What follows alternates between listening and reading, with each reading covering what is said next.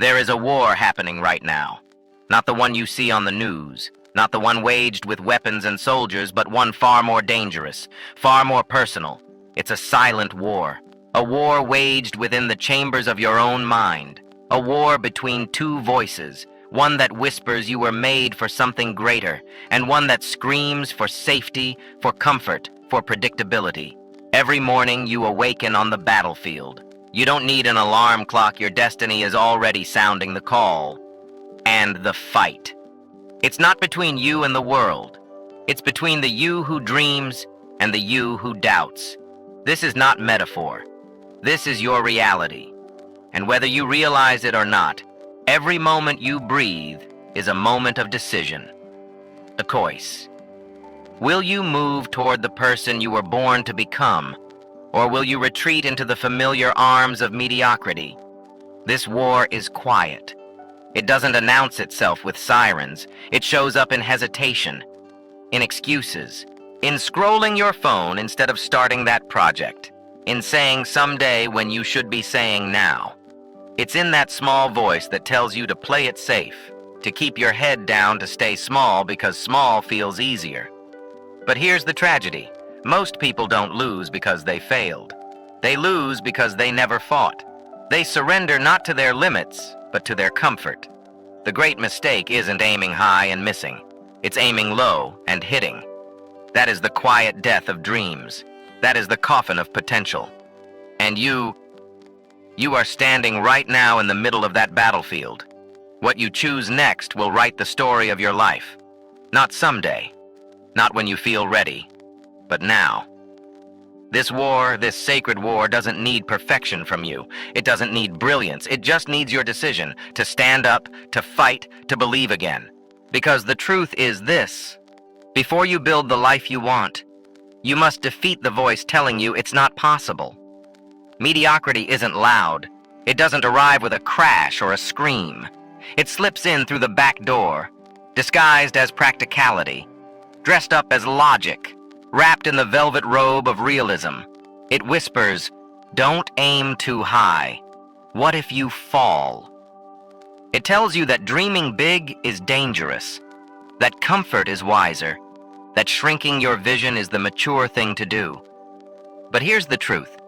They don't want you to know mediocrity is not a product of failure. It is the consequence of fear. Fear of judgment. Fear of standing out. Fear of becoming someone even you don't recognize. And so people settle. They lower the volume on their dreams. They kill their potential not with violence, but with silence, with safe decisions, with passive days, with the slow decay of what could have been. But make no mistake, greatness doesn't live in safety. It lives in risk, in edge, in the wild unknown. It is born the moment you decide to reject the life the world offered and demand the one you were created to build. You want to awaken your power. Then think dangerously. Think so big it scares the voice inside you that says, "That's not for people like us." Because when you think big, truly, unapologetically, relentlessly big, you awaken something ancient within. A memory that your soul has carried since before fear was taught to you. You don't need to become something new. You need to remember. Remember the fire that once roared in you. Remember the moments you believed anything was possible. Remember the child who dreamed without permission, who wasn't yet afraid to want more. That child still lives in you, buried beneath decades of doubt, smothered by the voices of the small-minded. But that child has not given up. They are waiting. Waiting for you to open the door. Waiting for you to rise again. And when you do, when you dare to believe that your greatness was never lost, only hidden, you'll realize that mediocrity was never your destiny. It was your distraction. And now, the war is turning. You were not born to fit in. You were not placed here to blend into the background of existence, to echo the habits of those who gave up on their own greatness. No. You were built to expand, to stretch the walls of what's possible, To push so hard against the limits of today that tomorrow has no choice but to evolve. You were not designed for repetition. You were not born to recycle yesterday. You are not a photocopy of your past. You are the architect of something that has never existed before. Your fullest self. Inside your mind lives the ability to bend reality, to take what does not yet exist and breathe it into form. But this power has a condition. You must have the courage to use it. You must believe that what is real is not just what you can see, but what you refuse to stop imagining. This is not delusion. It is the blueprint of every revolution, every invention, every moment in history where someone stood up and declared, "This is not enough. I will build more." You think the light bulb was an accident? That flight was a lucky guess. That empires were born from convenience? No. They were born from people who had no proof. Only a dream so loud it drowned out the noise of the doubters. They were born from fire. The kind that doesn't ask permission. The kind that spreads. And now it's your turn. You are not a bystander in this life. You are the main character. The script is yours. The page is blank. And every breath you take is ink. So what will you write? Will you write safety or will you write significance? Will you script a life of almost or a legacy of undeniable? Because here's what you must understand. You were not built for smallness. Your soul doesn't settle. And no matter how long you've played it safe, no matter how long you've ignored that inner fire, it's still burning, waiting, ready. You don't have to know every step. You just have to decide to start walking. And with every stride forward, the boundaries that once held you will begin to bend. Because you were never meant to stay inside them. You were meant to expand beyond them and become something the world has never seen. Belief is not a mantra. It is not something you repeat in the mirror and hope it sticks. Real belief is fire. It is full-body conviction that cannot be shaken by logic, cannot be dimmed by fear, and cannot be silenced by the doubt of others. This is the kind of belief that turned failure into fuel. The kind Thomas Edison carried through 10,000 failed experiments. They told him it wouldn't work. They mocked him. They laughed at the absurdity of trying to bring light from fire and wire. But he kept going. Not because the world believed in him, but because he did. One yes from the universe was all he needed. And it came not to the realist, not to the cautious, but to the obsessed. To the man who refused to shrink in the face of rejection. That's what thinking big looks like. It is not neat. It is not always rational. It is rarely applauded, at least not at first. Because visionaries are often seen as fools, until they become legends. Walt Disney was told he lacked imagination. Henry Ford was told he didn't understand the automobile business. Oprah was told she wasn't fit for television. But they weren't listening to the world. They were listening to the whisper within. And they chose to believe it was louder. This kind of belief is not quiet. It walks into a room and shifts the air. It speaks with thunder even when the voice is calm.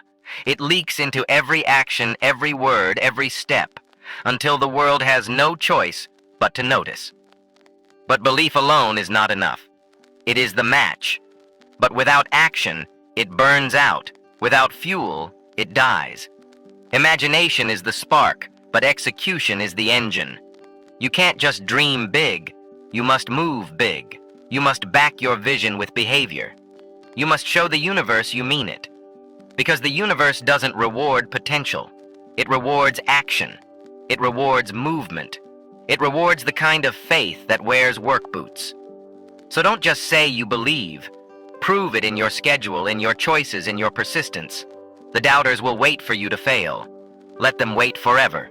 Because belief, true, unbreakable belief, does not ask, "What if I fall?" It declares, "What if I fly?" Clarity is not a luxury. It is a weapon. And in a world addicted to distraction, it is the rarest and most dangerous force you can possess. Most people wander through life with fog in their eyes. They want more but can't define what more means. They chase success but haven't decided what success looks like. And so they drift, tossed by trends, influenced by opinions, reacting instead of creating. But you, if you want to be powerful, must be clear. Clarity is what turns intention into momentum. It sharpens your vision until every thought becomes focused. Every action becomes purposeful. Every word becomes electric. When you are clear about what you want, you become impossible to ignore. You walk differently. You speak with conviction. You stop asking for permission and start carving new paths where none existed. But let's get something straight. Clarity doesn't arrive like lightning. It doesn't drop from the sky while you scroll your phone or distract yourself with noise. Clarity is summoned. It is forged in solitude. It is born from the questions most people are too afraid to ask. What do I want? Who must I become to deserve it? What price am I truly willing to pay? These are not light questions. They will burn through your comfort. They will force you to confront your contradictions, but they will also reveal your truth. And once you have that truth, once you're clear, you become dangerous. Because vague goals produce vague results. But clarity cuts through delay, through doubt, through distraction. Clarity gives your potential a direction. Clarity gives your action a destination. And when you're clear, your energy becomes magnetic. You no longer chase opportunities, they begin to orbit around your certainty. You stop trying to fit in because your vision is too vivid to dim. But there's a cost. Clarity will separate you. It will offend the aimless. It will irritate those who settled. Because when you become precise about who you are and where you're going, you remind others of what they've forgotten in themselves. But don't dim to make others comfortable. You were not built to blur. You were built to blaze. So sharpen your focus until it slices through every excuse, until your life becomes a blade cutting through doubt with the power of direction. This is clarity, not a concept, not a theory, but a weapon, and it's time to wield it. Discipline, not motivation, not inspiration, not waiting for the right mood to strike. Discipline is the difference between a fantasy and a future. You can dream, you can visualize, you can meditate, journal, and affirm, but none of it matters none if you don't act when you don't feel like it. Discipline is the bridge, the sacred path between the mind that sees it and the world that touches it. It is what wakes you when the bed is warm and the dream still distant. It's what pulls you out of comfort and pushes you into the work. It's what moves you when your feelings beg you to quit. Because feelings are fleeting, they come and go like the wind. But discipline, real discipline, is anchored, unmoved by mood, untouched by circumstance. Discipline is doing the work when no one is clapping, showing up when no one's watching, finishing what you started when every cell in your body says, stop. And let's be clear. Discipline isn't about punishment. It's about power. It's not a restriction. It's a weapon. A tool that bends time in your favor. A habit that transforms effort into excellence. Do not wait for motivation. It is a liar. It arrives late and leaves early. Discipline, however, shows up on time every time. It turns someday into this day. It transforms talent into mastery. It makes impossible goals inevitable. You want to know why some people seem unstoppable? It's not genetics. It's not luck. It's because they made discipline their religion. They prayed at the altar of repetition. They tithed their time into practice. They worshipped with consistency, even when the fire went cold. They knew what most never learn, that greatness is not born in inspiration. It is carved out of daily commitment when it's boring, when it's hard, when it's thankless. And the truth is, you don't rise when you feel strong. You rise when you feel weak and act strong anyway. Every time you choose discipline over comfort, you vote for your future self. Every time you show up tired, you cast a ballot for the life you said you wanted.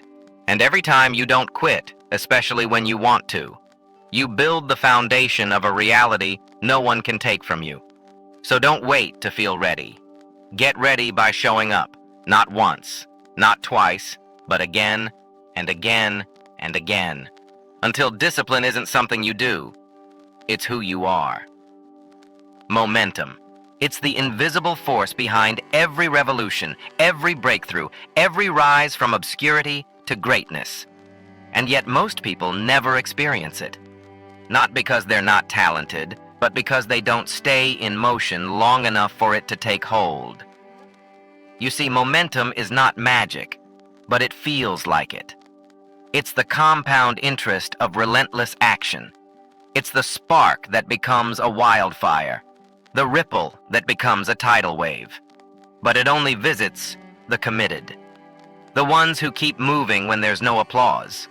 The ones who show up when the excitement fades. The ones who execute even in silence. Because momentum doesn't show up in the beginning. It rewards those who keep going despite the lack of proof. Every second you hesitate, you surrender momentum. Every moment you delay, you lose leverage. And once momentum is lost, it takes twice the effort to get it back. But when it's yours, when you've earned it. It feels like the universe is conspiring in your favor. Opportunities align. People take notice. Doors open not because of luck, but because of your movement. Action shrinks fear. Doubt grows in silence. But momentum silences both. It turns the impossible into the inevitable. It multiplies courage. It makes one act of bravery echo through a lifetime. Think of the legends. Andrew Carnegie didn't just wish for success. He acted with focused, repeated fire. His greatness wasn't built on luck. It was momentum stacked act upon act, decision upon decision. That's the secret. Greatness is not one massive leap. It's 1,000 small steps taken with unreasonable faith. Mountains are moved one shovel at a time. Oceans are crossed one stroke at a time. Empires are built one decision at a time. So stop waiting for motivation. Stop strategizing your dream to death. Stop preparing for a perfect moment that will never come. Move. Start where you are, with what you have, and keep moving. Because once momentum is yours, it becomes your superpower. You'll rise before you even know how. You'll look back and realize the version of you that began would be in awe of the version that refused to stop. Let them wonder how you did it. Let them call it luck. Let them chase hacks and shortcuts. You'll just keep moving, because you know momentum doesn't need magic. It is magic. Greatness has a price. And if you want it, you must be willing to pay in full. No discounts. No coupons. No shortcuts. It will cost you comfort. It will cost you certainty. It will cost you the applause of the average and the approval of the afraid. You will be misunderstood. You will be doubted. They'll say you've changed. They'll say you've lost your mind. They'll tell you you're too intense, too ambitious, too obsessed. But that's the toll. That's the price of walking a path most people refuse to even look at. You see, before the breakthrough, there is always a breakdown. Before the rise, there is always the resistance. Before the light, the night darkens. But this isn't punishment. It's preparation. The universe will not give you greatness until you prove you're ready for it. Until you prove you can hold the weight of what you're asking for. Think of Abraham Lincoln, born in a one-room log cabin, self-educated, repeatedly defeated, haunted by depression, mocked, dismissed. And yet, he stood in the center of a nation torn in two, and he refused to bend, not because it was easy, but because the cause was heavier than the pain. He thought big, he acted bigger, and because of him, a country was reborn. Resilience is not just a trait, it is a choice, a decision to keep moving when your heart breaks, to keep building when the pieces won't stay together, to rise again when everything within you screams, stay down. Most people give up at the edge of transformation. They stop climbing one step before the summit, because it hurts, because it's lonely, because the cost finally reveals itself and it feels unbearable. But listen closely. The pressure you're feeling is the evidence that the next level is close. The fire is the forge. The weight is the proof that your strength is growing. Do not ask for the path to be easier. Ask to be stronger. Do not run from the pain. Run into it, because in the pain is your power. In the resistance is your refinement. And those who rise to greatness are not the ones who escaped the fire. They are the ones who walked through it and came out forged. That's the price, and it's worth every scar. Purpose. It's not a slogan. It's not a buzzword. It's the flame beneath every act of courage. The anchor that keeps you grounded when the winds of doubt howl the loudest. Without purpose, work becomes weight. Success feels hollow. Struggle becomes suffering instead of sacrifice. But with purpose, every step, no matter how steep, becomes sacred. Every burden becomes a building block. Every failure becomes fuel. Purpose is not found. It is forged.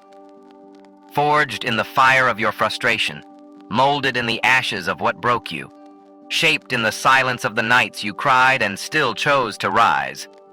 You want to live fully? Then stop waiting for purpose to find you. Choose it. Decide what you will fight for, what you will bleed for, what you would die for, but more importantly, what you're willing to live for. Look at Martin Luther King Jr. He didn't march for applause. He didn't speak for claps. He carried a purpose so massive it shook the earth beneath his feet. And even when faced with death, he did not flinch, because purpose had already claimed his life. That's what it means to be driven by something larger than yourself. It's not about ambition. It's about alignment. Not about ego, but impact. Purpose is the why behind your discipline. It's the reason you wake up when it would be easier to sleep. It's the reason you keep building when nothing's working. It's the force that silences the voice that says, quit. Because when you are fueled by purpose, you stop asking, how long will it take? You start declaring, as long as it takes, I'm in. That shift, from impatience to intention, from convenience to conviction, that's when your life becomes unstoppable. But don't confuse purpose with position. It's not your job title. It's not your income.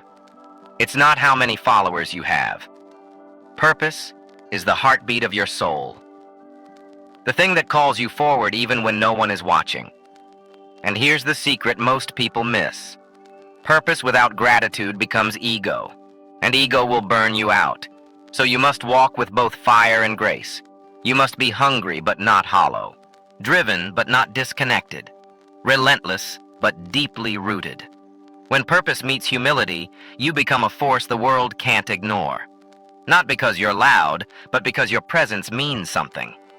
So ask yourself, what legacy do you want your life to whisper long after you're gone? And once you know it, build it every single day. Walk with fire, yes, but do not forget the grace, because obsession without balance becomes destruction, and success without soul becomes emptiness. You are not here just to climb. You are here to climb with meaning, to burn with purpose, but never lose your humanity. Gratitude is the secret fuel most people overlook. It's what transforms the hardest steps into holy ground. It's what keeps your heart full when your hands are bleeding from the climb. The world will try to convince you that power and softness can't coexist, that you must choose between ambition and appreciation. But that's a lie. True greatness walks with both. Yes, you must be driven, but you must also be anchored. Because when you are grateful, every failure becomes a teacher. Every delay becomes divine timing. Every setback becomes preparation. Gratitude reframes the pain. It reminds you that life is not happening to you, it's happening through you. That every bruise, every detour, every uncelebrated victory is part of the masterpiece you're becoming. And it humbles you. Because no matter how far you climb, you didn't get there alone. Someone opened a door. Someone inspired you. Someone whispered belief when you forgot your own. So walk with fire, yes, but carry grace in your steps.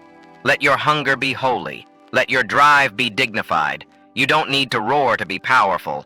You don't need to dominate to lead. True leaders lift. They rise, and in doing so, pull others with them.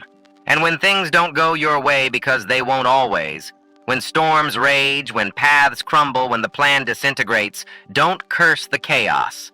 Adapt. Bend, don't break. Flex without losing your form. And whisper, thank you, even when it hurts. Why? Because every breath is a reminder you're still in the fight. You're still chosen. You're still writing your story, and it's not over. Gratitude is not weakness. It is alignment. It grounds your energy. It sharpens your vision. It attracts everything you are truly ready to receive. So yes, be the fire. Be the unstoppable force. But also be the calm presence in the storm. Be the one who rises without arrogance. The one who burns without destruction. The one who carries greatness without forgetting the gift of the climb. Because in that balance, in that tension between intensity and humility, you become unshakable. The future doesn't belong to the strongest. It doesn't belong to the fastest, the loudest, or the most polished. It belongs to the most adaptable. Adaptability is the superpower of the unstoppable. It's what allows you to bend when life applies pressure, to pivot without losing your purpose, to remain rooted in your mission even when the method has to change. Charles Darwin didn't say the strongest survive. He said the most adaptable do. And that holds true not just in nature, but in business, in relationships, in the pursuit of greatness. Because life will break your plans. It will shatter your timelines. It will disrupt your certainty and tear up your script. And when that happens, you have two choices. Freeze or move differently. The ones who rise, the builders, the creators, the legends. They didn't have perfect plans. They had relentless flexibility. When their map burned, they made a new one. When the door slammed, they built another. They didn't see obstacles as the end. They saw them as redirections, clues to a better path they wouldn't have seen otherwise. Adaptability is not weakness. It is wisdom. It's what allows you to stay in motion when others stall, to see opportunity in opposition, to say, this isn't how I planned it, but it might be exactly what I needed. When your vision is strong but your strategy collapses, don't abandon the dream. Adjust the approach. Refuse to confuse change with failure, because every no from life is asking you one question. How badly do you want this? And your answer can't be words. It must be action. It must be movement. It must be the courage to reimagine your route, to let go of how it was supposed to be, and embrace how it could be. That's where the winners live. Not in certainty, but in resilience. Not in control, but in conviction. The truth is, this rigidity is a liability. Those who cling too tightly to the plan get broken by reality. But those who trust their why more than their how, they endure. They evolve. They thrive. So when life changes the tempo, don't fight the rhythm. Learn to dance in the chaos. Because those who can shift without losing their song, they're the ones who last. Legacy. It's not made in moments of spotlight. It's not born in applause or recognition. It is built in silence. It's formed in the hours when no one's watching. When there are no cameras, no likes, no validation. Just you and the work. The world celebrates results. But greatness is decided long before the world ever takes notice. It's crafted in the early mornings when you rise while others sleep. In the late nights when you keep going long after motivation has left the room. Legacy begins with a decision. Not to be seen, but to become someone worth remembering. Not for what you had, but for who you were when no one was looking. You see, empires are not launched on stages. They're built in the trenches. They're born from thousands of unglamorous decisions. From waking up when you could sleep in. From saying no when comfort begs you to say yes. Let them rest. Let them doubt. Let them scroll endlessly through distractions. You build.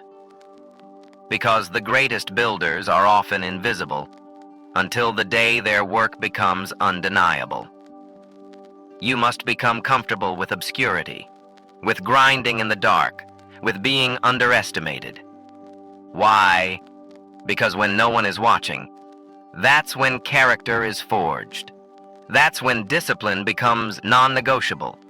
That's when momentum is built in secret, so that when the doors finally open, you're ready.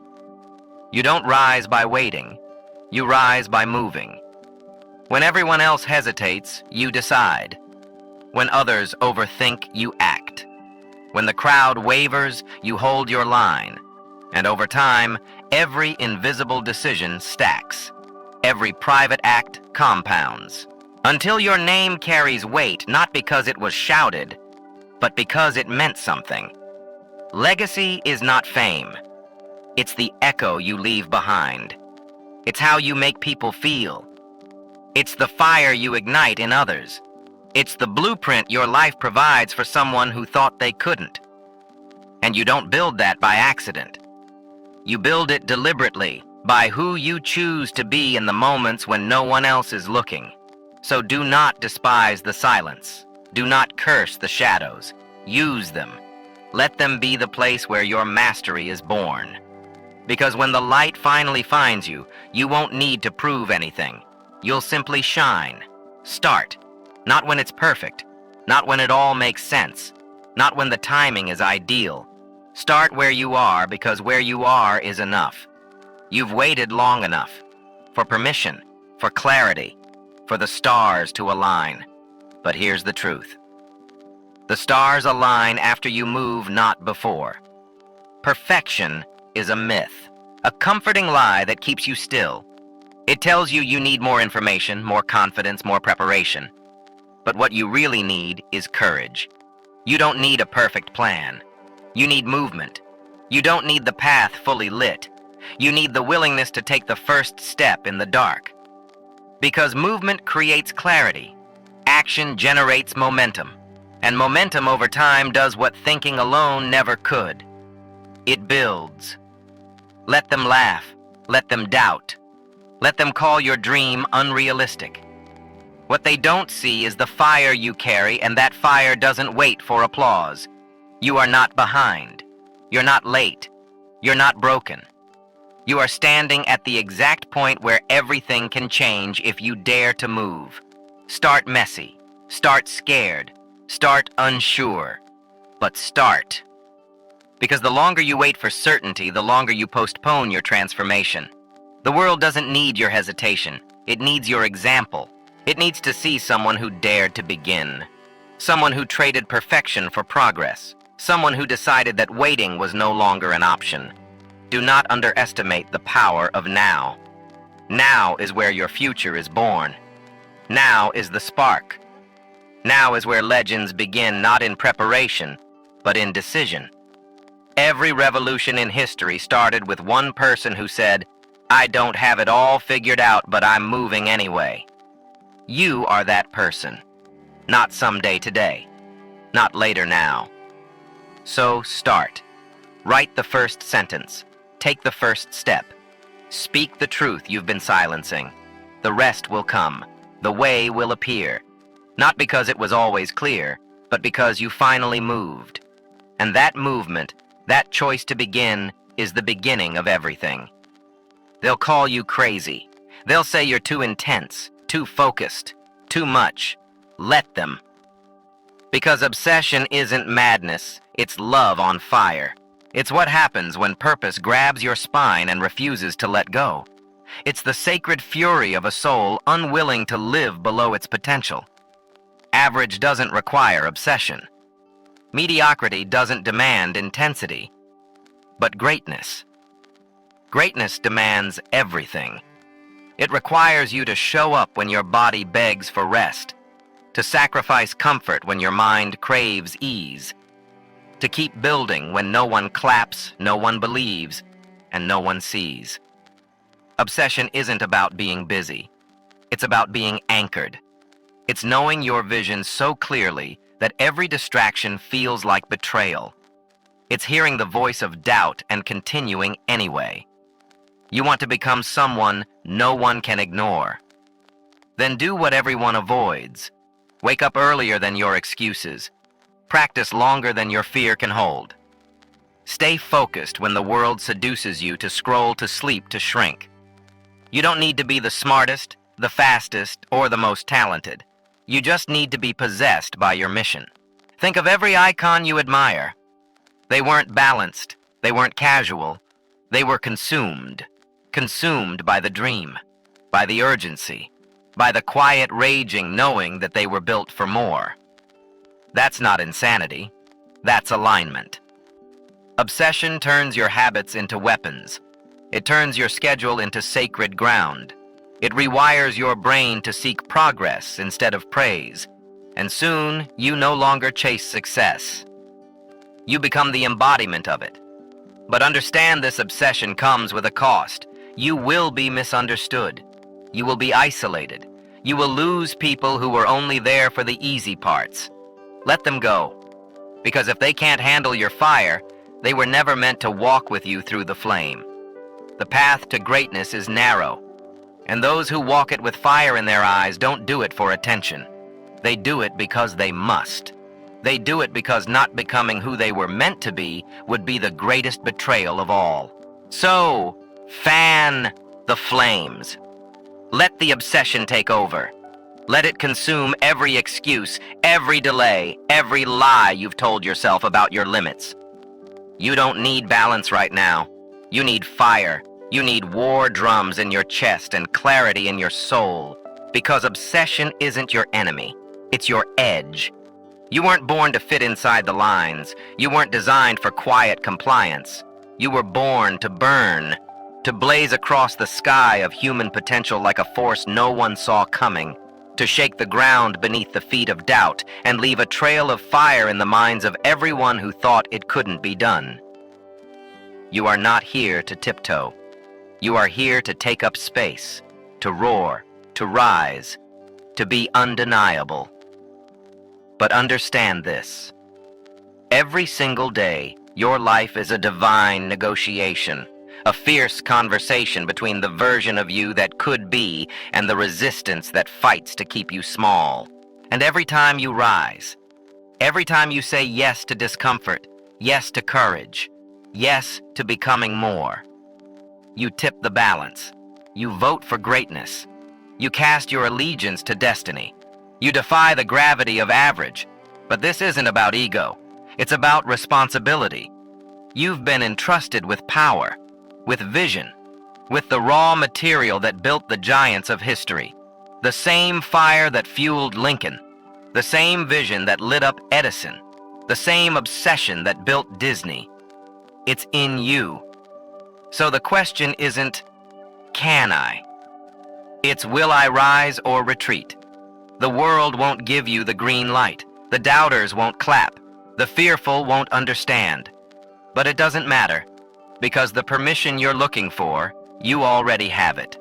It's written in your breath, stamped in your heartbeat, etched into your bones. You don't need to become someone else. You need to become fully you, unapologetic, uncompromising, unshakable.